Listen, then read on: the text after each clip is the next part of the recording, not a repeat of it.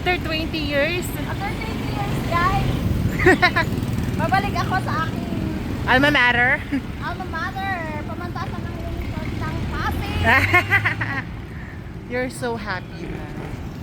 I'm so happy, guys, kasi binigyan ako ni Lord ng chance ulit na makita ko ang aking dating school to get my transfer credentials.